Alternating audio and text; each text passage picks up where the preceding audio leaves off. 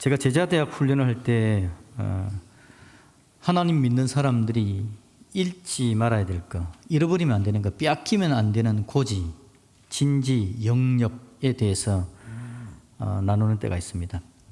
예수 믿는 사람들이 절대 잃어버리지 말아야 될 거, 빼앗기면 안 되는 영역입니다. 그게 바로 마음, 생각, 말의 영역입니다. 말과 생각과 마음의 영역, 이 부분을 빼앗겨버리면 예수 믿는 사람들이 제대로 살아내지를 못합니다. 말하는 스타일을 세상의 스타일에, 사탄의 스타일에 빼앗겨버리면 이 말이 얼마나 심각한 문제를 일으키는지 모르죠.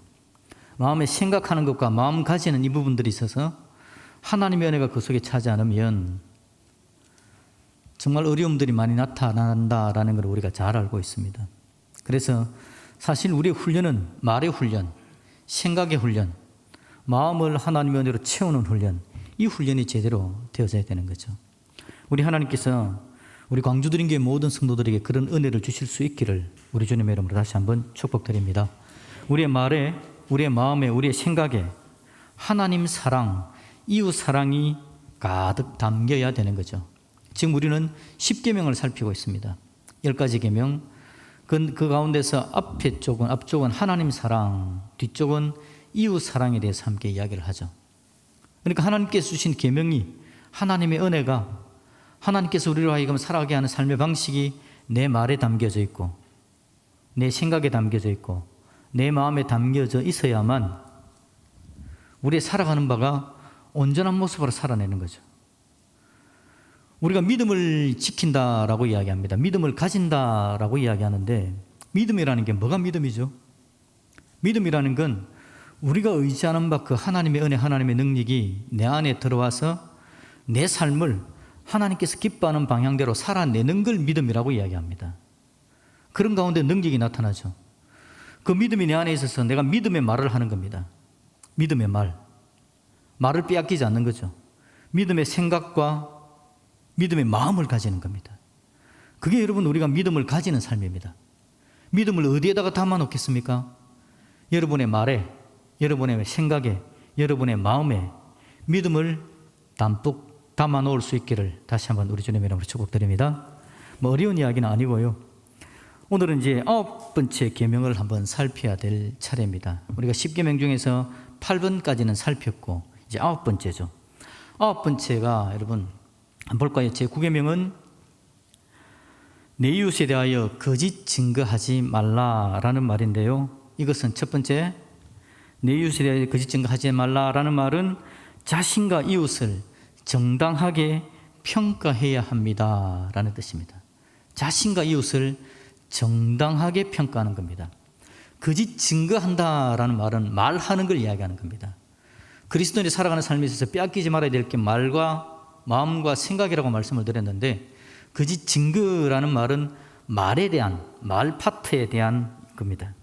이 말에 대해서 이야기하면서 거짓 증거라고 이야기합니다. 거짓 증거. 거짓 증거라는 것은 정당하지 않게 증거한다, 정당하지 않게 평가한다라고 말할 수 있는 겁니다. 이웃을 거짓 증거한다. 증거라는 말은 또한 여러분 어디서 활용되는 말이죠? 이건 재판 용어일 수도 있는 거죠. 증거, 증인 이런 것들은 재판에 해당되는 겁니다. 여러분 재판에서 말의 위력을 여러분 알지 않습니까? 한 증인이 있습니다. 증인이 이걸 이야기하느냐 저걸 이야기하느냐에 따라서 지금 재판당하는 사람은 죄인이 되기도 하고 풀려나기도 하고, 증인이 어떻게 이야기하느냐에 따라서 이게 달라지는 겁니다. 오늘 저와 여러분들이 이 땅을 살아가고 있는데요, 우리는 증언하는 사람의 삶을 살아가는 겁니다. 우리가 다른 사람에게 대해서 말하는 모든 것은 증거가 되고 증언이 된다라는 거죠. 내가 누군가에 대해서 이야기를 하는 겁니다. 그럼 이게 지금 재판 증언 아닐지라도 많은 사람들이 그 사람에 대해서 그렇게 이야기를 하는 거죠. 제가 누구는 이렇습니다 라고 이야기하면 주위의 사람들이 그 사람은 그런 사람이구나 라고 판단을 하게 되겠죠. 근데 여러분, 우리가 말하는 그 말은 거짓 증거가 아니라 뭐가 된다고요? 정당하게 평가하는 것이어야 하고, 더 나아가서 그 사람의 명예를 지켜주는 것이어야 됩니다. 내가 누군가에 대해서 이야기했는데 그 사람의 명예가 땅에 떨어졌다. 나는 그러면 거짓 증거한 겁니다. 그 사람의 명예를 지켜줄 수 있어야 합니다. 그리고 우리 뒷담화라고 말하지 않습니까? 뒷담화. 뒷담화 할 때 여러분 특징이 뭐죠? 폄하하는 겁니다. 부당하게 낮춥니다. 나는 폄하한 적 없습니다. 부당하게 말한 적 없습니다. 그냥 그 사람에 대해서 이야기했습니다라고 그냥 많은 사람들이 그렇게 이야기하면서 뒷담화를 합니다. 그런데 여러분, 내가 그 사람을 폄훼 안 하고 싶어도 나는 능력이 없는 사람입니다. 내가 지금 이야기하는 내용은 뭘까요? 뒷담화라고 이야기할 때 좋은 걸 이야기해 주는 걸 우리는 뒷담화라고 이야기하지 않습니다. 뒷담화는 그 사람의 약점, 잘못한 거, 부족한 거, 그런 걸 이야기하는 거잖아요. 뒷담화라고 이야기할 때는 내가 그 사람의 그 부분만 본 겁니다. 그 사람의 전체를 본 것도 아니고 그렇게 한 이유, 원인 뭐 이런 것도 판단하지 않습니다. 그냥 내 눈에 보인 걸 가지고 이야기를 그냥 하는 거죠. 그러다 보니까 전체를 본 능력이 없기 때문에 단지 그것이 내 생각일 뿐일 가능성이 굉장히 많습니다. 우린 여러분 누군가에 대해서 안 좋은 이야기할 때 그건 나 자신의 편견일 가능성이 많다라는 걸 일단은 인정해야 되는 겁니다. 여러분 상대방에게 어떤 불이익이 있을 줄 한번 생각해 봐야 되지 않습니까? 재판정이라고 이야기합시다. 재판정에서 내가 어떻게 증언하느냐에 따라서 저 사람이 풀려날 수도 있고 징역을 10년 받을 수도 있고 20년 받을 수 있다고 생각합시다. 내가 그런 말을 함부로 할 수 있나요? 제대로 말해야 되지 않습니까? 여러분 그 사람에게 있어서 그렇게 된다라고 생각한다면 오늘 그 사람의 명예가 땅에 떨어지는 겁니다. 우리 한 사람들의 그룹에 있어서 그 사람에 대해서 내가 한 이야기가 그 사람의 명예를 땅에 떨어뜨리고 그 사람이 앞날에 살아가는 데 있어서 심각한 문제를 겪을 수 있는 이야기를 내가 한다. 그럼 여러분 그 사람을 어떻게 내가 그걸 책임져야 되느냐라는 거죠. 재판은 여러분 재판은 말해야 되는 게 지금 벌어진 일입니다. 원고가 있고 피고가 있어서 시시비비를 가려야 됩니다. 가려야 되니까 증언 선 사람은 자기가 본 걸 그냥 그대로 이야기하는 것으로서 끝내면 되는 거죠. 그런데 여러분 우리가 하고 있는 뒷담화는 재판도 아닙니다. 재판에는 법관, 변호사, 검사, 법을 공부하고 판례를 잘 알고 전문가들이 들어서서 시시비비를 가리는 자리입니다. 그래서 그건 그렇게 할 수밖에 없는 상황이죠. 그런데 우리가 하는 뒷담화는 자격도 없는 사람들이, 능력도 없는 사람들이 한 사람에 대해서 뒷담화를 함으로 말미암아 그 사람의 인격을 땅에 떨어뜨리고 명예를 실추시키는 일을 할 가능성이 너무 많다라는 거죠. 일방적으로 그냥 재판을 하는 겁니다. 아무도 책임지지 않습니다. 아무도 자격을 갖추지도 않았어요. 그냥 뒷담화를 하는 겁니다. 그건 그냥 여러분 그 사람을 폄하하고 땅에 떨어뜨리는 거 더도 아니고 덜도 아닌 거. 그래서 오늘 하나님 우리에게 이웃에 대해서 거짓 증거하지 말랍니다. 거짓 증거는 여러분 잘못된 이야기를 하는 걸 이야기하는 겁니다. 그렇다면 우리가 누군가에 대해서 그러면 정당한 평가를 하면 되지 않겠습니까? 정당한 평가를 해야 되는데 다시 한번 말씀드리지만 저와 여러분들은 편협한 눈으로 볼 가능성이 너무 많습니다. 그래서 그 사람에 대해서 정당한 평가를 우리는 못할 가능성이 너무 많아요. 내가 말한 건 한 부분만 이야기합니다. 이유도 모릅니다. 원인도 모릅니다. 어떻게 됐는지도 모릅니다. 그러면서 한 부분만 이야기할 가능성이 너무 많다라는 거죠. 그러니까 여러분 일단은 내가 다른 사람에 대해서 안 좋은 이야기를 할 때는 나의 편협한 시각일 가능성이 많다라는 걸 1차적으로 인정해야 됩니다. 인정 안 하시면 또 계속 하겠죠. 우리 하나님께서 우리에게 은혜를 베풀어 주셔야 되는데요. 앞에도 말씀드린 것처럼 내가 말하는 게 뭐 틀렸나? 나는 본 거 이야기하는데 내가 느낀 거 이야기하는데 그 사람 그런 거 맞아 라고 막 이야기를 하고 싶어요. 내가 틀렸냐? 예, 여러분 틀렸습니다. 그렇게 이야기는 무조건 틀렸습니다. 왜냐하니까 우리는 우리의 편협한 시각으로 본다니까요. 제대로 판단할 능력이 없다는 걸 우리가 인정해야 된다라는 말입니다. 중요한 건요, 우리가 무슨 이야기를 해야 되냐 하니까 사람에 대해서 이야기할 때는 하나님 보시기에 그는 어떤 존재인가라는 걸 인식을 해야 됩니다. 그리고 하나님은 한 사람에 대해서 어떻게 평가하는가에 대해서 우리의 마음을 열어야 됩니다. 여러분, 하나님의 평가는 어떨까요? 저와 여러분에게 다른 사람을 바라볼 때에 하나님께서 평가하는 것을 그대로 인정하는 믿음이 있기를 주님의 이름으로 축복드립니다. 하나님은 그렇게 말씀하시는데 그거 아니야, 이건 믿음 없는 거 아닙니까? 하나님께서 사람이라는 존재는 이런 존재야 라고 말씀해 주는데 그건 아니고요, 그럼 우리가 하나님 믿는 사람입니까? 하나님께서 하시는 평가가 뭘까요? 이런 베드로전서 한번 볼까요? 이 말씀 우리가 읽고 또 읽어야 되는 겁니다. 나 자신에게도 적용하고 다른 사람에게도 적용해야 되는 겁니다. 베드로전서 2장 9절 말씀 같이 한번 읽어봅시다. 앞부분만 있습니다. 시작. 그러나 너희는 택하신 족속이요 왕같은 제사장들이요 거룩한 나라요 그의 소유가 된 백성이니. 아멘. 이게 여러분 하나님께서 인생에 대해서 저와 여러분에 대해서 하나님의 백성에 대해서 하시는 하나님의 평가입니다. 뭐라고요? 택하신 족속이랍니다. 왕같은 제사장들이랍니다. 거룩한 나라고 하나님의 소유가 된 백성이다 라고 이야기하시면서 간단하게 하나님은 여러분 곁에 있는 사람들에 대해서 존귀한 자라고 말씀하고 계시다라는 겁니다. 이게 여러분 하나님의 관점입니다. 자, 여러분 옆에 있는 분 아침에 싸웠더라도 한번 이야기해 줍시다. 당신은 존귀한 자입니다. 시작. 당신은 존귀한 분이십니다. 아멘. 이게 여러분 누가 뭐라든지 간에 하나님의 평가입니다. 자, 믿음은 뭐라고요? 하나님의 평가를 그대로 인정하는 게 믿음입니다. 여러분 옆에 아무리 못된 사람이 있을지라도 일단 여러분은 인정하십시오. 아, 이 사람은 하나님께서 존귀하게 여기는 사람이다. 하나님은 우리를 폄하하지 않습니다. 하나님은 우리를 편협한 눈으로 보고 섣불리 판단하는 분이 아닙니다. 하나님은 우리를 존귀한 자로 보시고 거기에 걸맞게 대우해 주시는 분이 바로 우리 하나님이십니다. 하나님은 우리의 연약함과 실수를 모르시지 않습니다.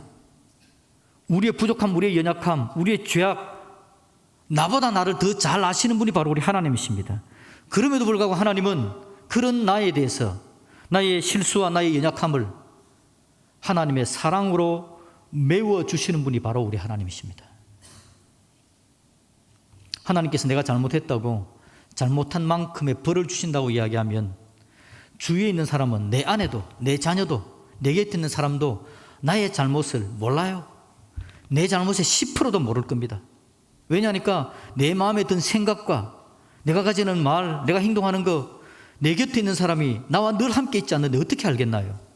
그 사람은 나의 10%의 잘못도 모릅니다. 하나님은 다 알고 계십니다. 알고 계시는 하나님께서 그럼에도 불구하고 그것에 대해서 우리를 탓하는 게 아니라 사랑으로 메워주실 결심을 하시는 분이 바로 우리 하나님이십니다. 그래서 저와 여러분들이 오늘도 이렇게 이 자리에 나와서 하나님 앞에 예배드리는 자리에 있게 된 줄로 믿습니다. 하나님의 평가가 정당한 평가입니다. 그러기에 여러분 우리는 하나님께서 내 곁에 있는 사람에 대해서 어떻게 평가하시는가 그걸 볼 수 있어야 되는 거죠. 정당한 평가는 그의 연약함과 실수는 감싸주고요, 그의 장점과 재능은 적극적으로 인정해 주는 겁니다. 기뻐해 줍니다. 그러므로서 그분의 장점과 재능을 마음껏 사용할 수 있도록 도와주는 것, 그게 바로 우리가 이웃에 대해서 정당하게 평가하는 것이다 라는 겁니다. 여러분, 이 평가는 누구보다도 자기 자신에 대해서 우리가 그렇게 평가할 수 있어야 합니다. 우리는 너무 자기 자신을 자학하는 경우가 많습니다. 자신을 혹독하게 대합니다. 자신이 별로 중요한 존재가 아니라고 생각할 때가 너무 많습니다. 그런 자신에 대해서 그렇게 이야기하는 이유는 뭐냐니까 타인이 편협한 시각으로 나에게 들려주는 이야기를 내가 듣고 또 듣습니다. 듣다 보니까 나도 나 스스로 내가 그런 존재인가 보다라고 착각을 할 때가 많죠. 타인도 자신도 편협한 눈으로 자기 자신을 보아서는 안 되는 겁니다. 자기 자신에 대해서 폄하하고 자학하는 것은 구계명을 범하는 겁니다. 구계명은 뭐라고요? 이웃에 대해서 거짓 증거하지 마라. 그 이야기가 나 자신에도 해당된다라는 이야기입니다. 여러분 스스로가 여러분 하나님께서 얼마나 여러분을 존귀하게 여기시는지, 택한 족속, 왕같은 제사장, 거룩한 나라, 하나님의 소유된 백성이라고 하나님께서 해주시는 그 말씀이 여러분 가슴 깊이 와닿을 수 있기를 주님의 이름으로 축복드립니다. 그게 바로 여러분 구계명을 범하지 않고 구계명을 지키는 방법입니다. 자기 자신을 그렇게 해야 다른 사람에 대해서도 하나님의 사랑으로 사람들을 대할 수 있게 되더라라는 거죠. 여러분, 그런데 반대로 자신에 대해서 지나치게 교만한 것도 우리가 제어해야 됩니다. 여러분, 교만은 잘 생각해야 되는데 자기 자신을 인정하는 게 교만 아니가, 하나님께서 원하시는 거 아닌가라고 말할지 모르겠지만 교만이라는 단어는 여러분 잘 생각해 보시면 사람과의 관계 속에서 나타나는 이야기입니다. 비교할 때의 교만이라 그래요. 비교하지 않고 내가 나를 사랑하는군요, 자기 사랑입니다. 자기 존중입니다. 그런데 다른 사람과 비교해서 나를 더 내세우고 나를 더 사랑하는 것, 그걸 교만이라고 말을 하는 겁니다. 다른 사람도 사랑하고 나도 사랑하는 사람은 교만이라는 말을 안 듣습니다. 비교해서 나만 잘난 체 하니까 그걸 교만이라고 이야기하는 거죠. 하나님 그것도 싫어하십니다. 그것도 구계명을 범하는 겁니다. 우리 하나님 은혜 가운데 여러분, 하나님께서 나 자신에 대해서 뭐라고 말씀하시는지를 잘 들으시면서 그 말씀을 가슴에 새겨 자기 스스로 자학하는 것도 아니고 교만한 것도 아니고 스스로를 제대로 평가해낼 수 있는 믿음의 역사가 있기를 우리 주님의 이름으로 축복드립니다. 그게 바로 여러분 예수 믿는 사람이 건강하게 구계명을 지켜가는 방법이다라는 거죠. 자, 10번째 계명을 한번 봅시다. 그럼 이제 10번째 계명은 뭐라고 이야기하죠? 내 이웃의 집을 탐내지 말라라고 이야기합니다. 밑에 글자랑 같이 읽어봅시다. 시작. 10번째 계명은 10계명을 잘 정리해 줍니다. 이 10번째 계명이 10계명을 잘 정리해 준답니다. 여러분 10계명, 여러분 10번째 계명 17절, 오늘 17절 말씀을 다시 한번 읽어봅시다. 17절 말씀을 시작. 내 이웃의 집을 탐내지 말라. 내 이웃의 아내나 그의 남종이나 그의 여종이나 그의 소나 그의 나귀나 물은 내 이웃의 소유를 탐내지 말라. 아멘. 이 17절을 보니까 탐내지 말라라는 말이 두 번이나 들어있습니다. 전반부에도 내 이웃의 집을 탐내지 말라라고 이야기하고 마지막에도 내 이웃의 소유를 탐내지 말라 그렇게 이야기합니다. 탐내지 말라라고 이야기를 합니다. 여러분 탐내지 말라라는 말이 바로 10계명 전체를 정리하는 말이다라는 거죠. 여러분 10계명의 두 돌판을 봅시다. 두 돌판을 보시면 첫 번째 돌판은 누구를 사랑하라라고 이야기하죠? 하나님을 사랑하세요. 두 번째 돌판은요, 사람을, 이웃을 사랑하세요 라고 이야기합니다. 그래서 하나님 사랑, 이웃 사랑이 10계명인데 이걸 하나로 이야기하면 뭐라고요? 그냥 사랑입니다. 사랑. 사랑이 하나님의 백성이 하나님의 계명을 지키며 살아가는 방법입니다. 그런데 이 사랑이 안 되게 만드는 것, 이 사랑을 적극적으로 방해하는 게 뭐라고요? 탐심을 가지는 겁니다. 탐내는 것입니다. 사랑을 적극적으로 방해하는 것이 탐내는 것이다 라는 거죠.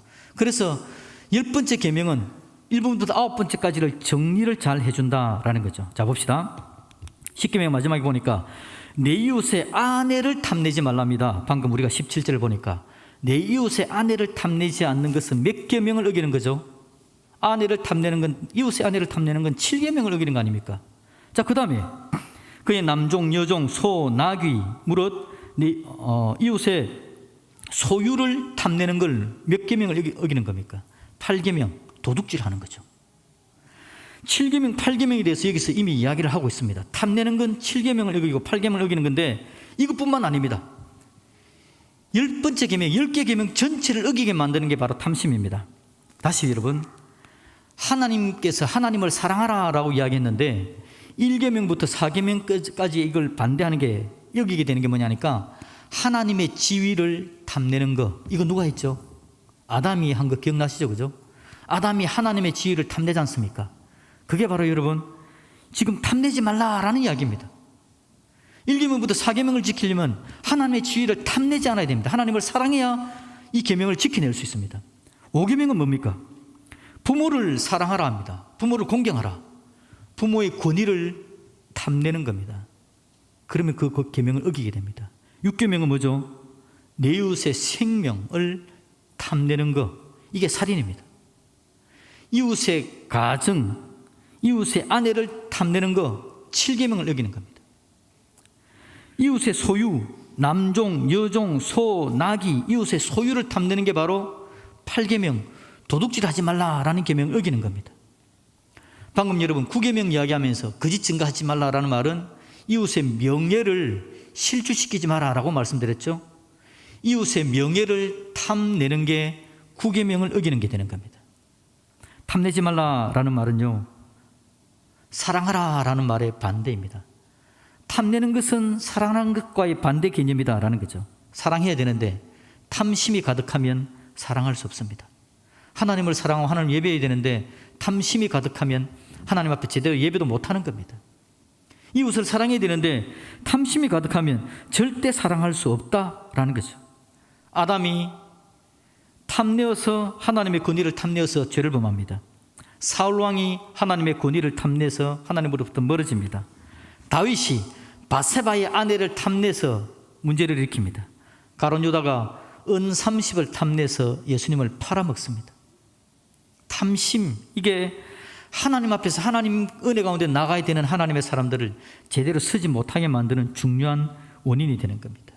여러분, 탐심, 이걸 이겨낼 수 있어야 된다는 거죠. 탐심을 가지지 않으면 어떻게 해야 될까요? 오늘 하나님께서 우리에게 알려주는 건요, 탐심을 가지지 않으려면 어떻게 되느냐? 하나님의 선물을 만족하는 마음을 가져야 됩니다. 하나님의 선물을 만족해야 됩니다. 하나님을 만족해야 됩니다. 여러분, 오늘 저와 여러분에게 하나님께서 우리에게 주신 것들을 만족할 수 있기를 주님의 이름으로 축복드립니다. 우리에게 주신 아버지, 자녀됨을 만족하고요, 우리에게 허락한 생명을 만족해야 됩니다. 나에게 주어진 내 가정을 만족하고 사랑하고 하나님께 주신 걸 감사함으로 받아들여야 됩니다.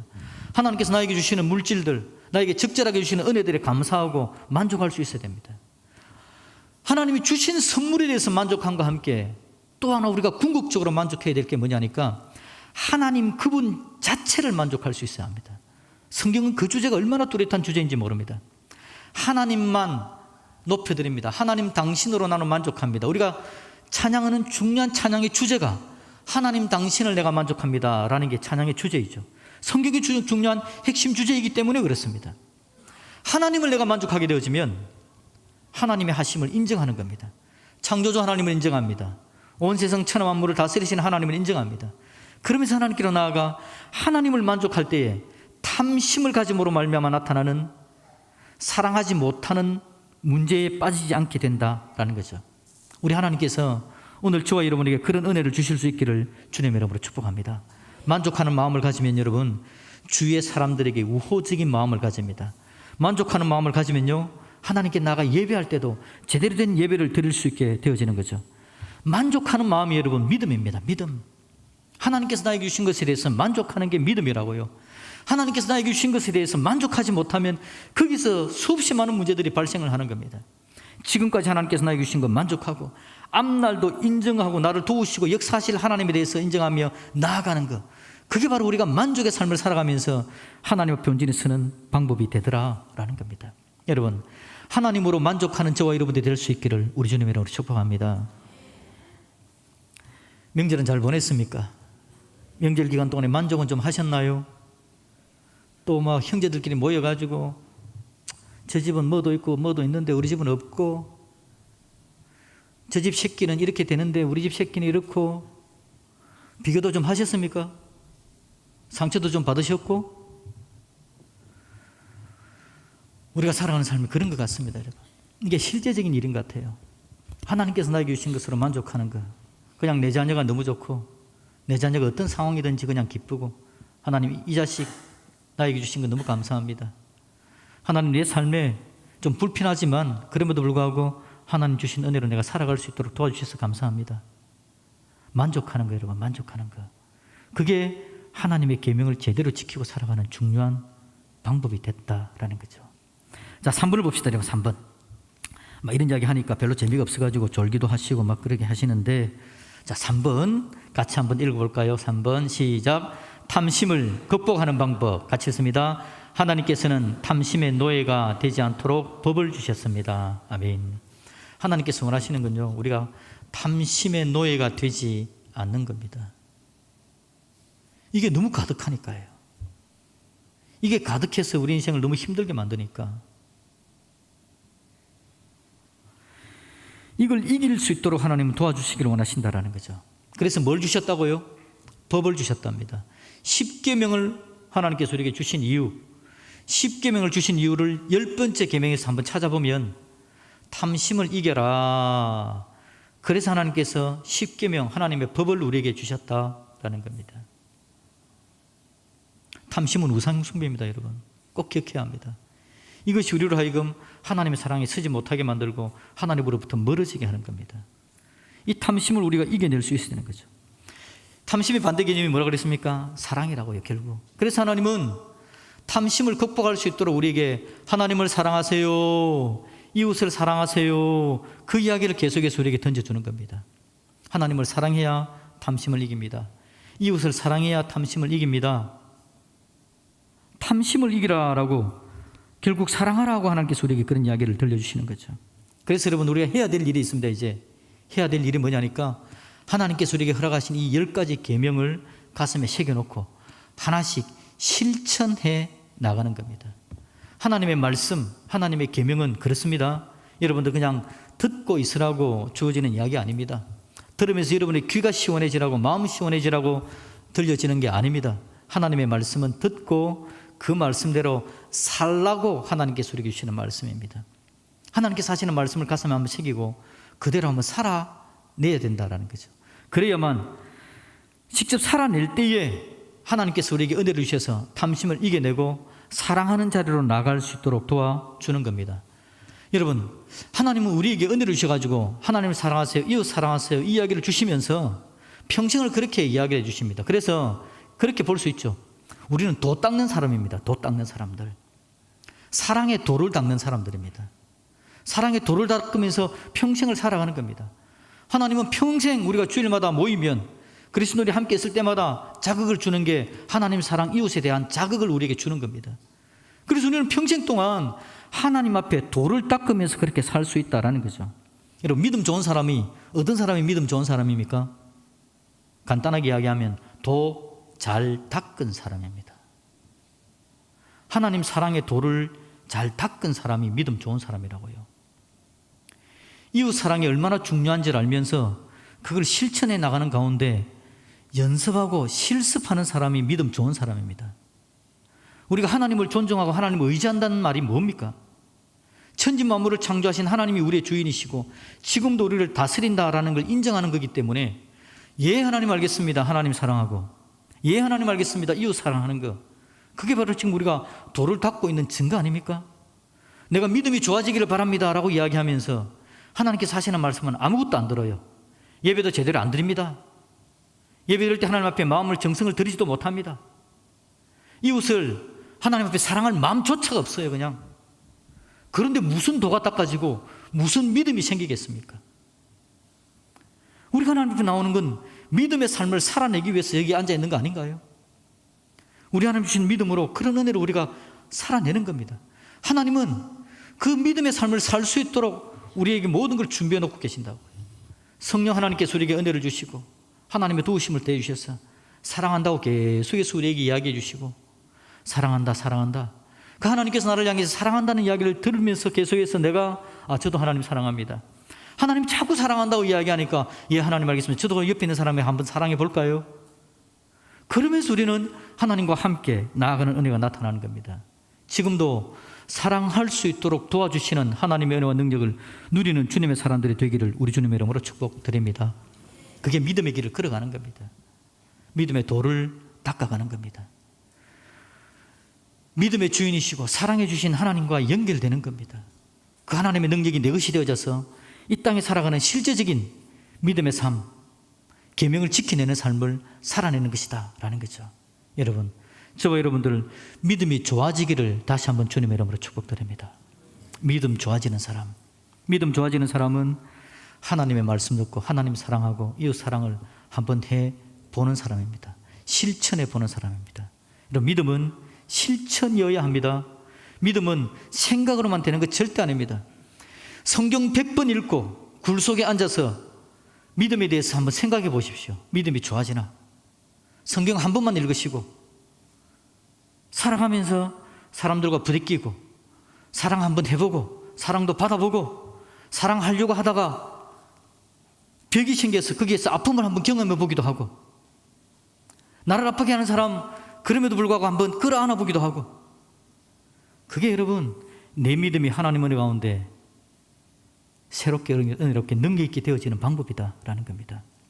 그러라고 하나님께서 오늘 여러분 옆에 믿음의 동력자들을 주셨습니다. 그들과 함께 기도하면서 우리 하나님 은혜 가운데 제대로 달려나가 이 놀라운 하나님의 사랑을, 하나님의 역사를 마음껏 경험할 수 있는 저와 여러분들이 되어지기를 우리 주님의 이름으로 축복드립니다. 아멘.